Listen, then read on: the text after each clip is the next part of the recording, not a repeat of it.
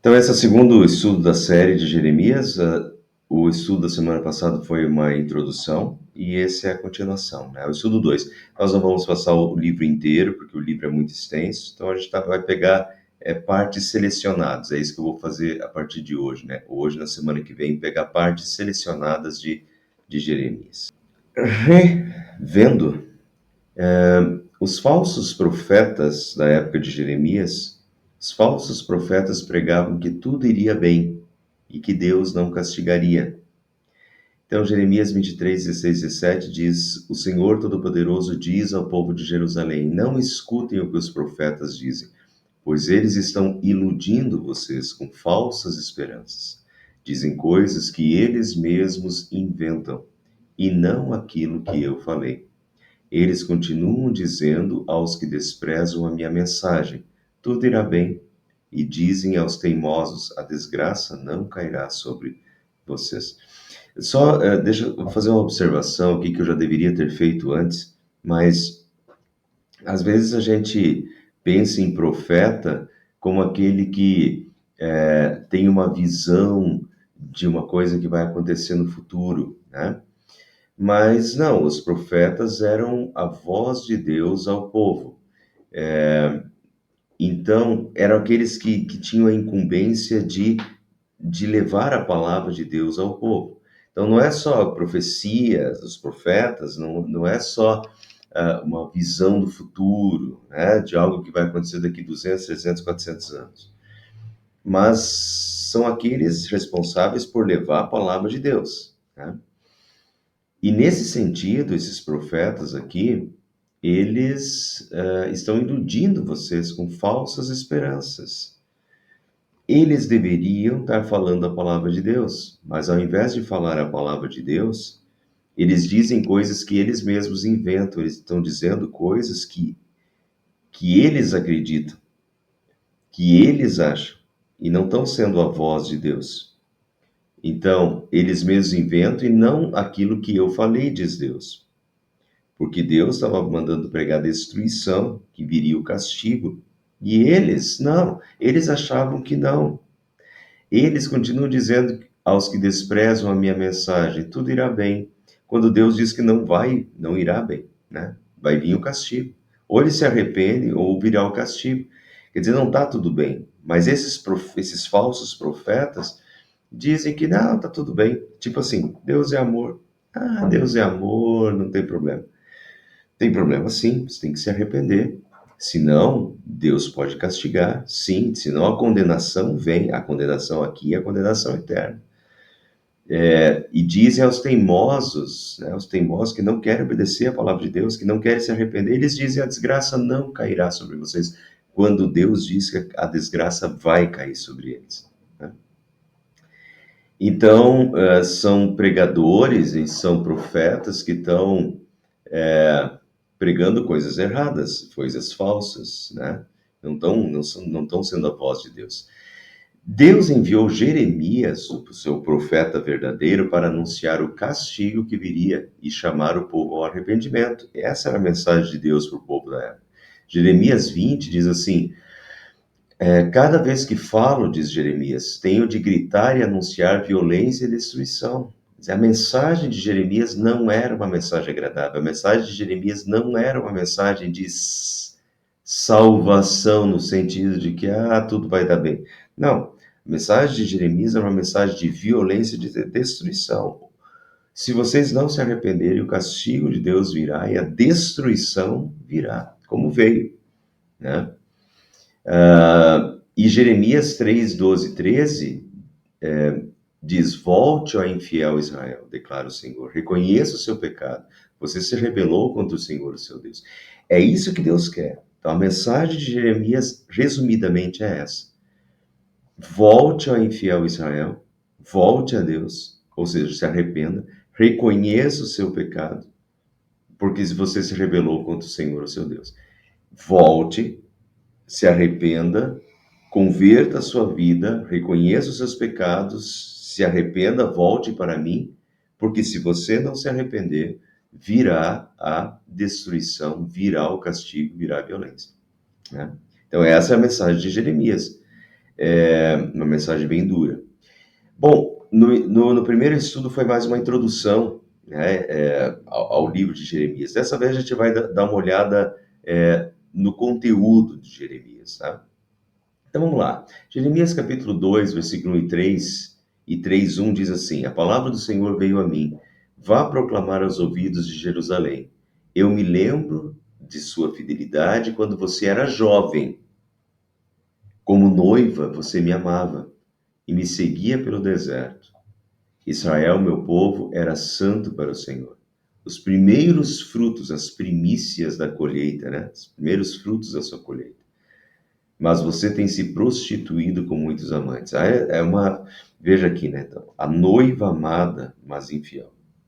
Essa é uma linguagem bem bíblica, uma linguagem que começa no Antigo Testamento e que continua no Novo Testamento. No Novo Testamento, Jesus continua chamando o apóstolo Paulo, continua chamando a igreja de a noiva de Cristo, e a igreja de a esposa do Senhor. Efésios capítulo 5, né? Maridos, amai as vossas mulheres como Cristo ama a sua igreja. Né? O relacionamento de amor e de fidelidade entre Deus e a sua igreja é o relacionamento entre marido e mulher, né? Entre o esposo e a esposa. Deus é o esposo e o seu povo é a sua esposa. Então é bonita, a comparação é linda, é bonita, é profunda, é consoladora, que a igreja, que o povo de Deus na terra é a noiva do Senhor, é a esposa do Senhor. Eu me lembro da sua fidelidade quando você era jovem, como uma noiva me amava e me seguia pelo deserto, e daí é quando, jovem, né? Quando Deus tinha salvado o seu povo do Egito. Daí eu lembro da sua fidelidade quando você era jovem, mas agora, né, depois de tanto tempo, o povo de Deus já não era mais fiel. E Israel, meu povo, era santo naquela época. Santo, um povo separado, um povo dedicado a Deus. Mas você tem se prostituído com muitos amantes. A linguagem, assim, bem dramática de Deus, né? Você tem se prostituído com muitos amantes. Eles começaram a adorar outros deuses, começaram a se afastar e abandonar a Deus, né? Deixar Deus de lado, deixar o seu marido de lado, deixar a fidelidade de lado. Então Deus acusa eles de prostituição. Você tem se prostituído com muitos amantes, né? Vejam, no capítulo 3, versículo 6, dei a infiel Israel uma certidão de divórcio. Deus se divorciou do seu povo e a mandei embora por causa de todos os seus adultérios. Entretanto, a sua irmã Judá, a traidora, de novo uma linguagem pesada de Deus, a sua irmã Judá, a traidora, também se prostituiu, sem temor algum. Vamos só lembrar aqui, pessoal, que nessa época que o reino, depois de Salomão, o reino de Israel foi dividido, parte norte, ficou o reino de Israel, parte norte, e o reino do sul, Judá, né? E então, as duas partes.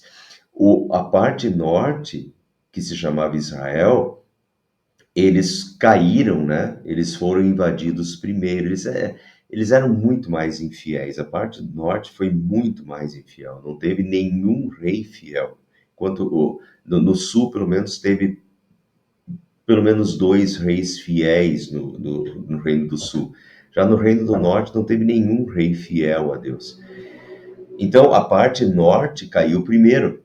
Deus castigou, Deus permitiu que os assírios viessem e dominassem o Reino do Norte primeiro, em 722 a.C., enquanto o Reino do Sul só vai cair, né, ser invadido e destruído em 586 a.C., muitos anos mais tarde. Então aqui é isso que Deus está falando. Eu dei a infiel Israel, a parte do norte, uma certidão de divórcio. Deus se divorciou do Reino do Norte já fazia tempo e a mandei embora. Eles foram invadidos e dispersados da sua terra por causa dos seus adultérios. Então isso já, e aí que tá, pessoal, Deus já tinha feito isso com a parte norte. que deveria ter servido de exemplo para que a parte sul de Judá não incorresse no mesmo erro, né?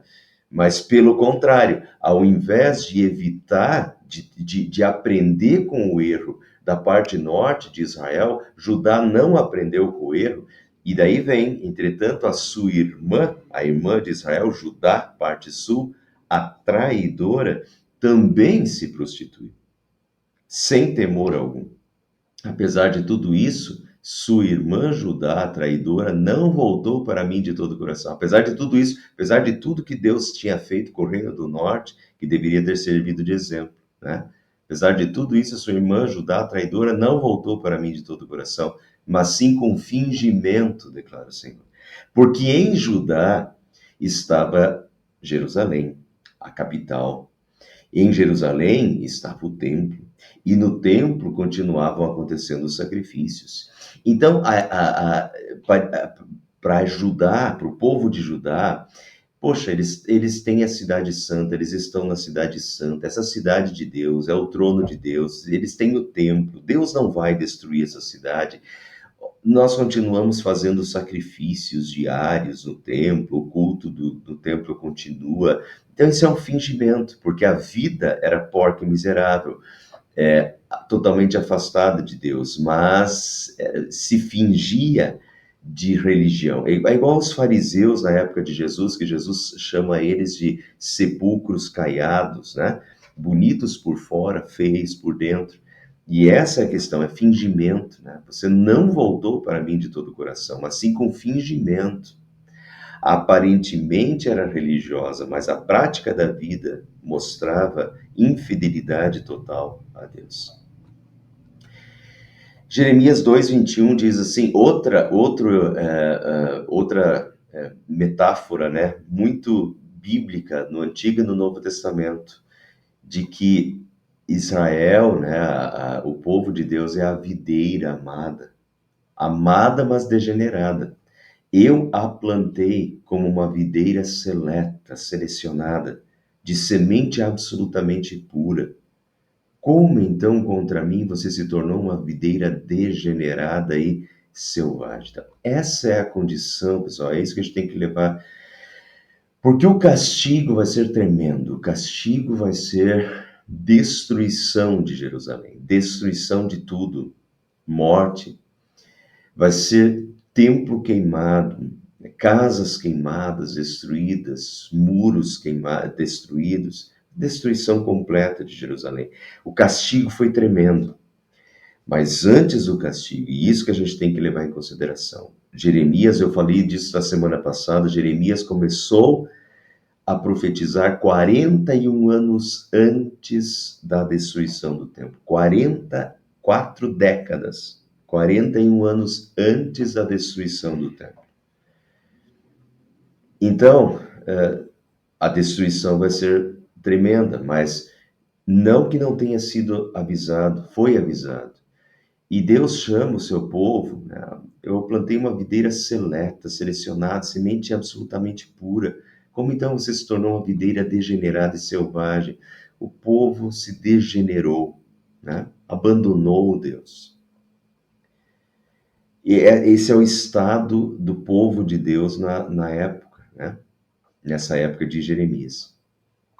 Jeremias 2:32, Deus diz assim, será que uma jovem se esquece das suas joias, ou uma noiva se esquece dos seus enfeites nupciais? Contudo, meu povo esqueceu-se de mim por dias sem fim. 41 anos Jeremias profetizando. E Deus teve que castigar porque o povo não se arrependeu. O povo esqueceu-se de mim por dias sem fim. E aí sempre é o perigo, né? Quando tá tudo bem, quando tá...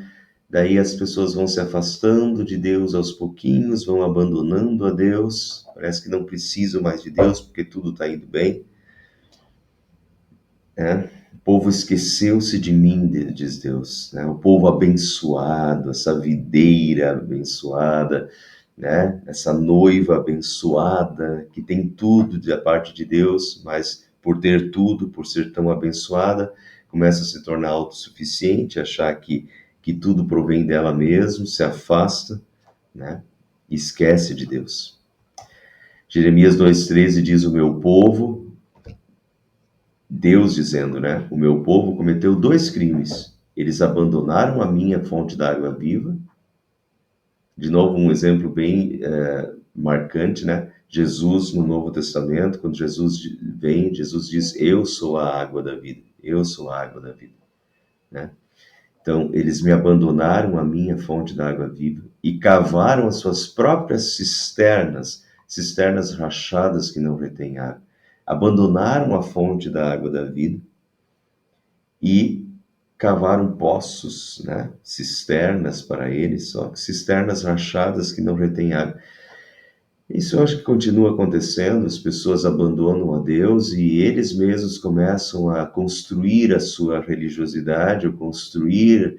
Só que são coisas, são poços rachados, são cisternas rachadas que não consolam totalmente, que não confortam totalmente, que não preenchem o vazio existencial e vazio interior, né? São cisternas rachadas. Por quê? Porque abandonaram a fonte da água da vida. E isso que aconteceu com o povo de Deus. Note, pessoal, eu sempre gosto de falar isso, o povo de Deus, isso aconteceu com o povo de Deus. E nós somos o povo de Deus hoje. Isso é um recado para nós, que a gente aprenda. Assim como Deus diz para Judá: olha, Judá, você deveria ter aprendido com o que aconteceu com Israel, com a sua irmã, né? Com seu irmão, a parte norte, você deveria ter aprendido. Assim nós também. Nós também precisamos aprender com esses exemplos bíblicos do que aconteceu com o povo de Deus. E, infelizmente, o povo de Deus se afastou de Deus, abandonou Deus, se esqueceu de Deus por dias sem fim, né? Jeremias 3,14 então diz: voltem, filhos rebeldes. Deus diz: voltem, filhos rebeldes, pois eu, Senhor de vocês, eu sou o Senhor de vocês, declara o Senhor. Voltem, filhos rebeldes. Mais de 100 vezes Jeremias conclama o povo a voltar a Deus e arrepender-se. Mais de 100 vezes aparece em Jeremias: voltem, voltem, voltem. É Deus querendo, chamando o povo a voltar para Ele. Voltar é conversão de vida. Se estão no caminho errado, voltem. Convertam o seu caminho, voltem para mim, arrependam-se dos seus pecados, né? Mais de 100 vezes no livro de Jeremias. Então, essa é uma mensagem clara de Deus. O que Deus quer? Deus quer destruir? Não, Deus não quer destruir. A destruição virá. Mas Deus está chamando o povo ao arrependimento para que isso não aconteça. Jeremias 3,14 diz: se você voltar, ó Israel, volte para mim, diz o Senhor. Se você afastar para longe de minha vista os seus ídolos detestáveis e não se desviar, né, de mim, se você jurar pelo nome do Senhor com fidelidade, com justiça, com retidão, então as nações serão por ele abençoadas e nele se gloriarão. Assim diz o Senhor ao povo de Judá e de Jerusalém: purifiquem-se para o Senhor, sejam fiéis à sua aliança. Se não fizerem isso, a minha ira se acenderá e queimará como fogo, por causa do mal que vocês fizeram, queimará e ninguém conseguirá apagar. Então, vejam que nessa altura, em Jeremias capítulo 3, assim diz o Senhor ao povo de Judá e de Jerusalém. Judá, né, o reino do sul, e Jerusalém, a capital, ainda está de pé. Não foi invadida ainda, tá? 41 anos antes, não houve a invasão. E o que Deus está falando? Purifiquem-se para o Senhor e sejam fiéis à aliança. Fidelidade, Deus quer fidelidade, a sua aliança, casamento, aliança entre o esposo e a esposa, entre Deus e o seu povo, fidelidade à aliança. Se não fizerem isso, a minha ira se acenderá e queimará como fogo. Aí Deus ameaça, né? Por causa do mal que vocês fizeram, queimará e ninguém conseguirá apagá-la. Se vocês não se arrependerem, ninguém vai livrar vocês das minhas mãos. Anunciem em Judá e proclamem em Jerusalém. Toquem a trombeta por toda esta terra. Olha o aviso de Deus, né? Toquem trombeta, avisem para todo mundo. Fujam sem demora e busquem abrigo, porque do norte, e agora vem, do norte eu estou trazendo desgraça, uma grande destruição. E aí Deus avisando. Do norte eu estou trazendo desgraça. É o Império Babilônico. Uma grande destruição. Um leão saiu da sua toca. Um destruidor de nações se pôs a caminho. Então, vejam, do norte estou trazendo a desgraça, uma grande destruição. E o leão já saiu da sua toca, e o destruidor das nações se pôs a caminho. Quer dizer, o Império Babilônico já está vindo e já está a caminho para o julgamento, quer dizer, para o castigo divino sobre o seu povo. Agora, ainda há tempo de arrependimento. Pessoal, Deus fez isso. Quando Senaqueribe sitiou, cercou Jerusalém, e Deus proveu um livramento, isso era o Império Assírio. O Império Assírio já tinha cercado Jerusalém. No Império Assírio. Ele cercou Jerusalém e tinha tudo para acontecer a mesma coisa no Império Babilônico. Só que o povo se arrependeu e o rei se voltou para Deus. E o que Deus fez? Deus mandou os seus anjos castigar e, se não me engano, foram 180 mil mortos do exército de Senaqueribe. Senaqueribe pegou e fugiu, voltou para a Síria. Compreendem? Se o povo se arrependesse, o mesmo poderia acontecer. Se o povo voltasse para Deus, Deus evitaria o castigo. Agora, Deus avisa, o leão já saiu da sua toca. E o povo do norte eu estou trazendo a desgraça e a destruição. E o destruidor das nações já se pôs a caminho. Veja como Deus sabe de tudo antecipado. E o Império Babilônico já está a caminho. Ele saiu de onde vive para arrasar a sua terra. Suas cidades ficarão em ruínas e sem habitantes.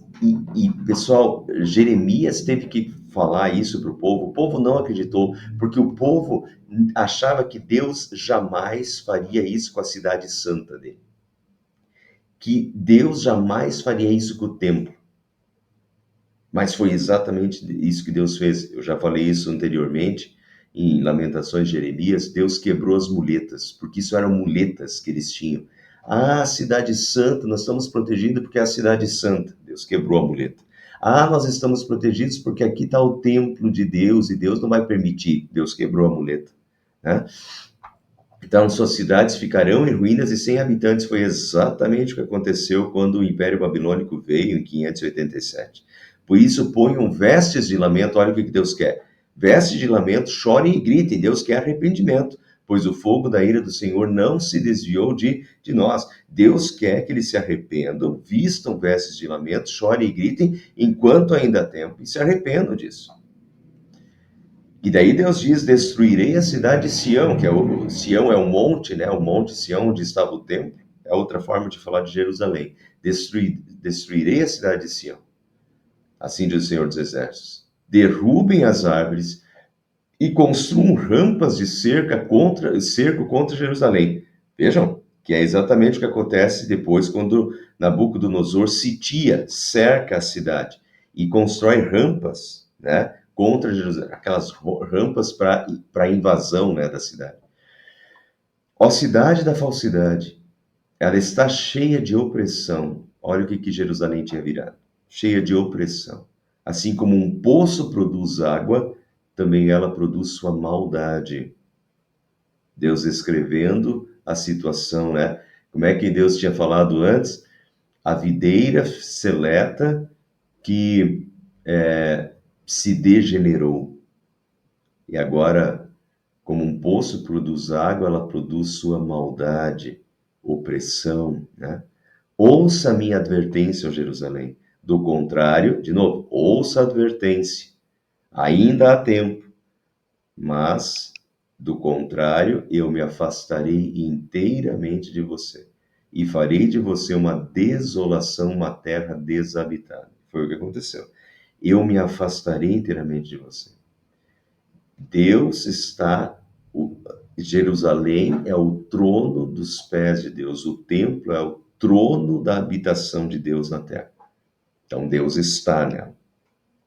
Agora, quando essa cidade se rebela contra Deus e se abandona a Deus, então Deus se afasta inteiramente da cidade e então ela é completamente destruída. Deus tira a sua bênção E quando Deus tira a sua bênção, sua proteção, então a cidade cai, né, de um dia para o outro.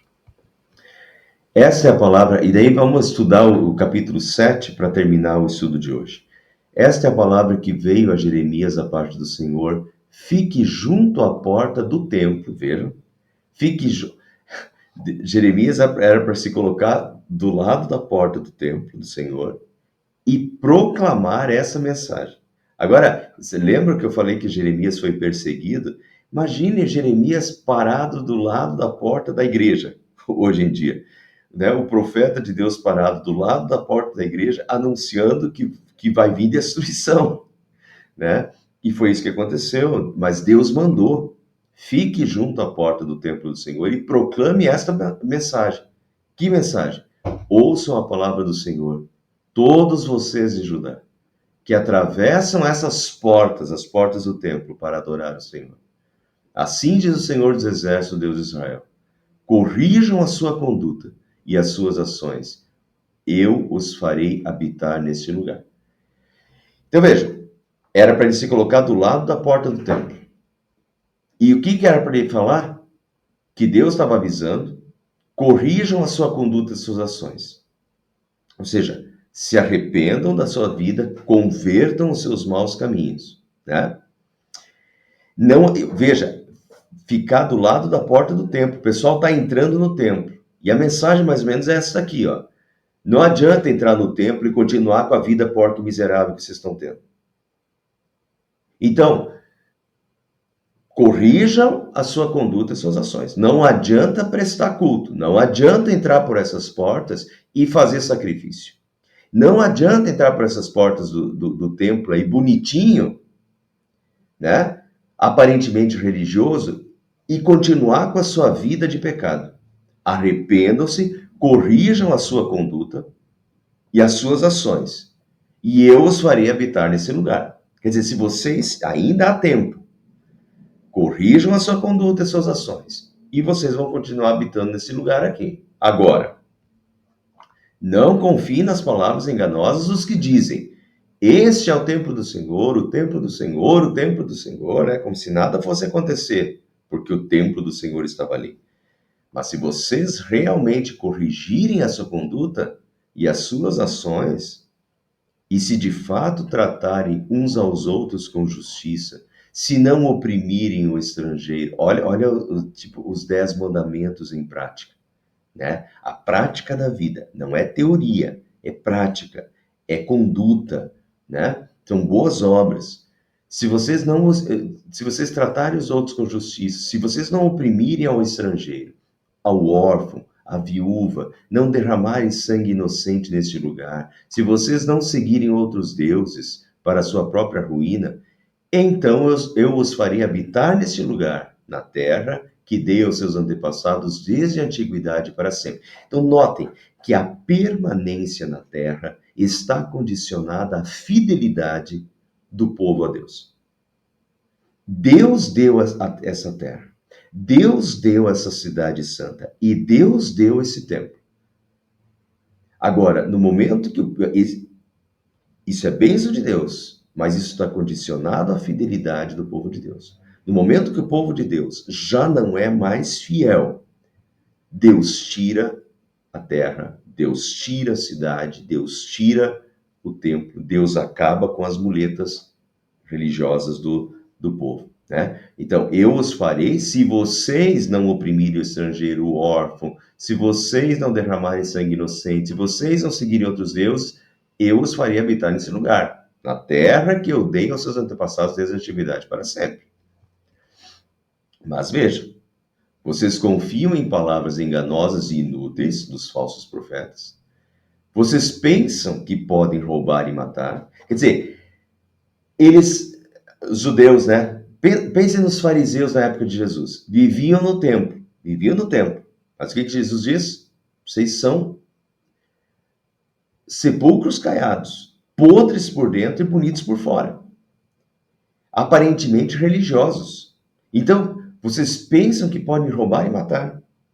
Cometer adultério, jurar falsamente, queimar incenso a Baal, seguir outros deuses e depois vir e permanecer perante mim nesse templo, que leva o meu nome, e dizer estamos seguros, porque estamos no templo, nós estamos fazendo sacrifício, nós estamos aqui no culto, estamos seguros, entende? Mas continuam uma vida de adultério, continuam levando vantagem em cima dos outros, né? Sendo injustos nas coisas, né? Na vida diária, uma vida de pecado.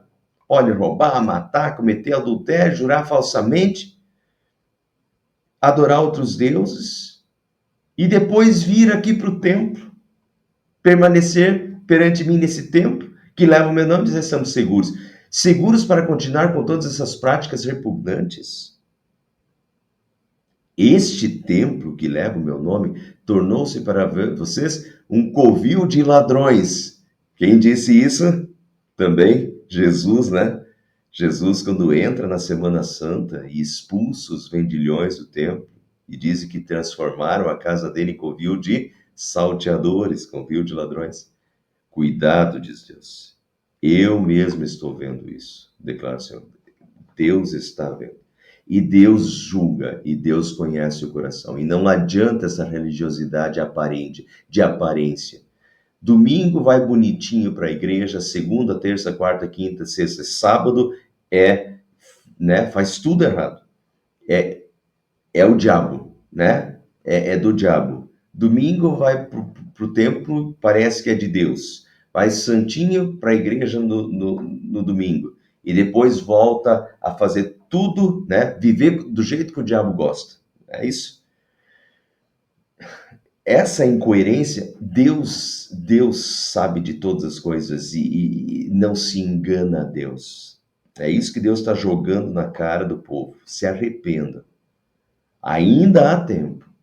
Se vocês se arrependerem, vocês vão continuar nessa terra, vocês vão continuar com o templo, né? Vão continuar com a minha bênção. Agora, essa vida hipócrita acabou, né? Senão eu vou castigar vocês, eu vou condenar vocês. Mas agora, visto que vocês fizeram todas essas coisas, diz o Senhor, apesar de eu lhes ter falado repetidas vezes, e vocês não me terem dado atenção, e de eu tê-los chamado, e vocês não me terem respondido, eu farei a este templo que leva o meu nome, no qual vocês confiam, o lugar de adoração que dei a vocês e aos seus antepassados, eu farei com esse templo o mesmo que fiz a Siló. Deus destruiu o templo de Siló. Expulsarei vocês da minha presença, como fiz com todos os seus compatriotas, o povo de Efraim. Efraim é outro modo de se falar do reino do norte de Israel. Assim diz o Senhor dos Exércitos, Deus de Israel, juntem os seus holocaustos aos outros sacrifícios e comam a carne vocês mesmos. Acusação de Deus, e bem séria. O que eles faziam? Então, eles traziam os sacrifícios, os animais, os cordeiros, né, para serem sacrificados a Deus, né? E, de certa forma, a fumaça que subia desses sacrifícios era para ser uma fumaça que agradava, o cheiro desta carne oferecida, ofertada a Deus, deveria agradar a Deus, né? Subir como aroma agradável a Deus.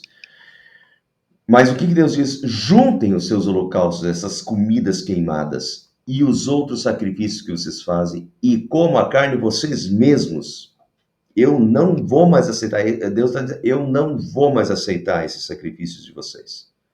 Vocês trazem os sacrifícios para aparentemente religiosos, né? Trazem o sacrifício e continuam no pecado. Então pare de trazer esses sacrifícios. Eu não quero mais essa carne de vocês. Pode comer essa carne vocês mesmos, né? Porque o que Deus quer é vida e não aparência e não rituais. Vejam, Deus diz, quando tirei do Egito os seus antepassados, nada lhes falei, nem lhes ordenei quanto a holocaustos e sacrifícios. Eu dei-lhes, entretanto, esta ordem: obedeçam-me, e eu serei o seu Deus, e vocês serão o meu povo. Quer dizer, Deus está falando, olha, quando tirei vocês do Egito, não mandei vocês fazer sacrifícios, mas eu mandei vocês serem fiéis. Vocês obedecerem né? Obedecerem a Deus, e eu serei o Deus de vocês, vocês serão o meu povo. Obedeçam-me. Isso é o principal. Não é estar na igreja, mas é estar na igreja buscando a Deus com verdade, de forma verdadeira e vivendo em fidelidade. Quer dizer, não adianta estar na igreja com vida infiel, né? Sem corrigir a vida, sem querer viver para a honra e glória de Deus, sem ser fiel à aliança, né?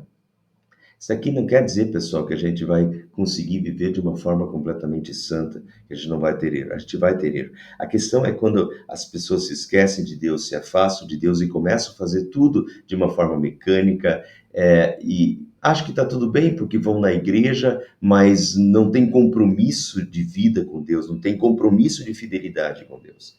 E é isso que Deus está falando para o povo. Você pode pegar esse sacrifício de vocês e coma vocês mesmos essa carne.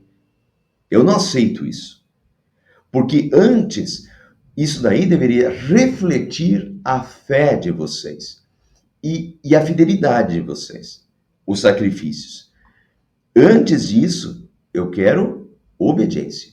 Obedeçam-me. Foi isso que eu falei para vocês quando saíram do Egito. E isso é aliança comigo. Obedeçam-me. Fidelidade. E eu serei o Deus de vocês e serão meu povo. Vocês andarão em todo o caminho que eu lhes ordenar, para que tudo lhe vá bem. Andarão em todo o caminho que eu lhe ordenar. A questão é, vida não é vida no domingo. Vida cristã no domingo. Não é domingo, é dia do Senhor, vou para a igreja. Segunda, terça, quarta, quinta, sexta, sábado, eu vivo do jeito que o diabo gosta. Absolutamente não. Obedeçam-me. Vocês andarão em todo o meu caminho que eu lhes ordenar, para que tudo lhe vá bem. Fé, fidelidade, aliança com Deus, vida para a glória de Deus. Povo santo, povo separado, todos os dias, todas as horas, né, em comunhão com Deus, em fidelidade a Deus. Realmente, vida inteira, não só um dia por semana, não só coisa para inglês ver, religiosidade para inglês ver. Isso não engana Deus, né? Deus sabe de tudo. E daí Deus diz, mas eles não me ouviram, não me deram, nem me deram atenção, antes seguiram o raciocínio rebelde dos seus corações maus. Eles seguiram o raciocínio deles. Tem muita gente hoje seguindo seu próprio raciocínio, né? Seu raciocínio rebelde dos seus corações maus. E não sendo fiel a Deus, seguindo o que acha que é certo e não o que Deus diz que é certo. Antes seguiram o raciocínio rebelde dos seus corações maus, andaram para trás e não para frente. Esses dias eu fiz uma pregação sobre progresso ou retrocesso.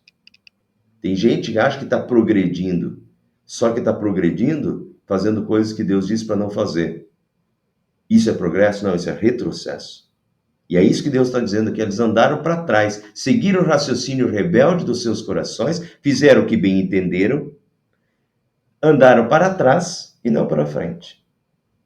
Desde a época que seus antepassados saíram do Egito até o dia de hoje, eu lhes enviei os meus servos. Quantos profetas Deus enviou?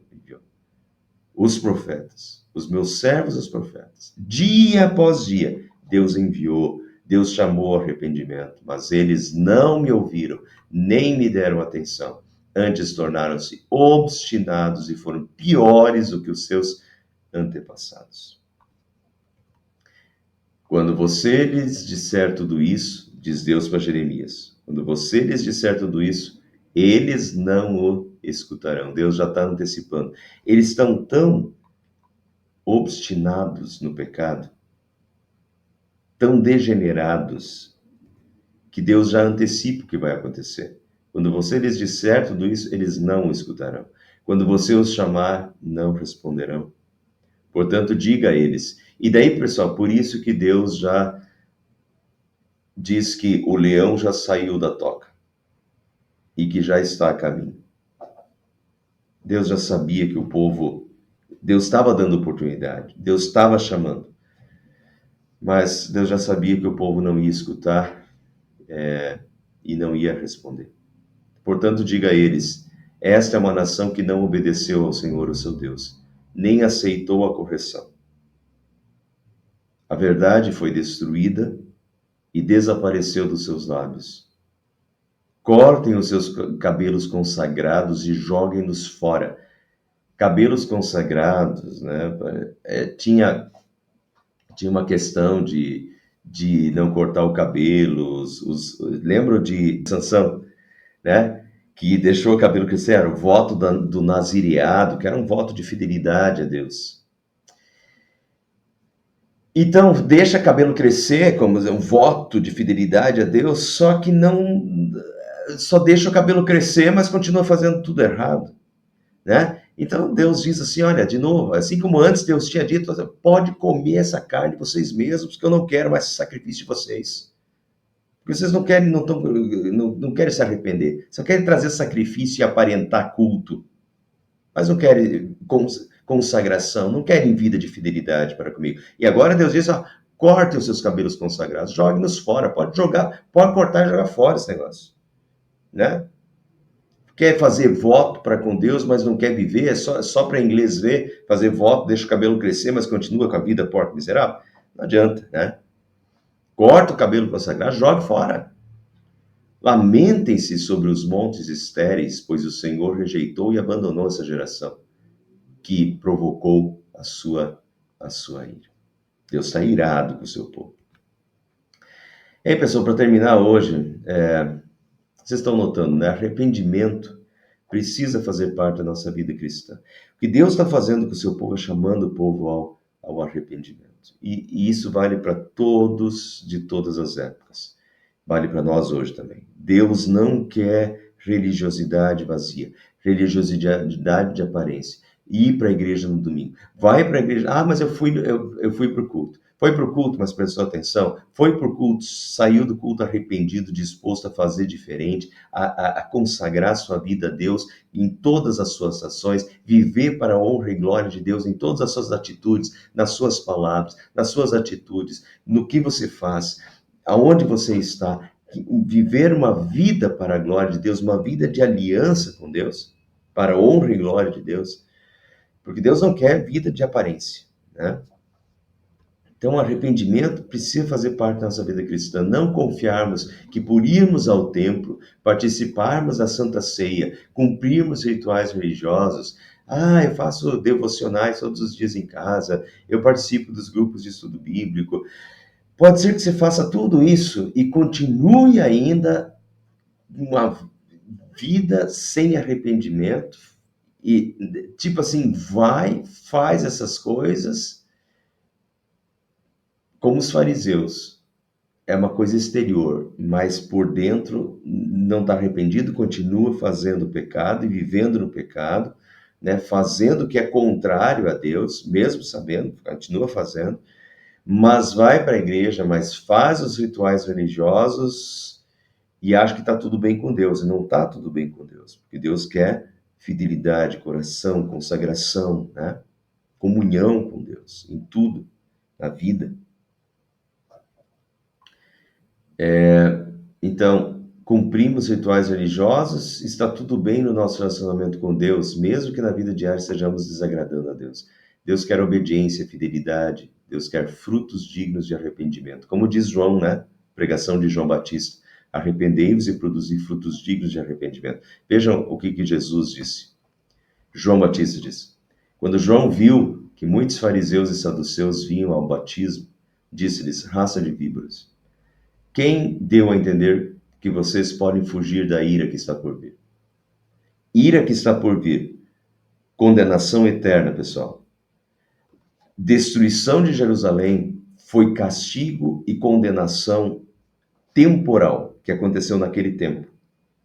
Todos os castigos e condenações que a gente vê na Bíblia são antecipações do juízo final e da condenação final, quando será definitivo, né? E eterno. Então, o que João está dizendo, quem deu a entender que vocês podem fugir da ira de Deus que está por vir? Produzam fruto digno de arrependimento. Fruto digno de arrependimento. Não é de dizer da boca para fora, ah, me perdoa, Senhor. Não, é fruto digno de arrependimento. Me perdoa, Senhor, eu vou fazer diferente. Eu vou me esforçar para fazer diferente. E não pense que vocês podem dizer uns aos outros, ah, mas nós temos por pai Abraão, porque eu afirmo a vocês que Deus pode fazer com que dessas pedras surjam filhos a Abraão. E o machado já está posto à raiz das árvores. Portanto, toda árvore que não produz bom fruto é cortada e lançada ao fogo. Ele tem a pá em suas mãos, limpará a sua eira e recolherá o seu trigo no seu celeiro. Porém, queimará a palha no fogo que nunca se acaba. Isso vale para nós também. Isso aqui é Novo Testamento. Isso vale para nós também. Uma vida de arrependimento. Pensar nos nossos erros, se arrepender dos nossos erros e, e de novo pedir força a Deus para corrigir a nossa vida e viver de uma forma em aliança com Deus, em pensamentos, palavras e ações. De novo, pessoal, isso não quer dizer que a gente vai que a gente vai conseguir acertar em tudo, não quer dizer que a gente vai deixar de ser pregador, infelizmente nós somos pecadores, mas o fato é que a gente tem que viver em arrependimento, viver repensando a nossa vida, e viver dizendo para Deus, Senhor, eu sinto muito, e fazer isso de coração, eu sinto muito pelo meu pecado, fiz isso de errado, mas eu não quero fazer mais. Me ajuda a não fazer mais. E se esforça para não fazer nada. Produz fruto digno de arrependimento. Mas não vai na igreja e diz, ah, eu vou na igreja, vou na Santa Ceia, está tudo bem comigo, e continua vivendo no pecado e não quer, não se arrepende, continua, sabe que uma coisa está errada, mas continua fazendo, né? Isso não. Então, vida de arrependimento. Deus sempre nos chama, Deus sempre chamou, Deus chamou durante 41 anos o povo, voltem para mim, porque o que Deus quer é salvar, o que Deus quer é abençoar. Então, volte para mim. E todo aquele que é arrependido volta para Deus, sempre encontra um Deus gracioso, misericordioso, que acolhe o pecador em seus braços, que o perdoa, que o lava, que o limpa, e que com o Espírito Santo o fortalece para a vida, né, para a vida de fidelidade. Amém. Na quarta-feira que vem, a gente continua com o terceiro estudo de Jeremias, com outros capítulos, com outros conteúdos que entram no livro de Jeremias.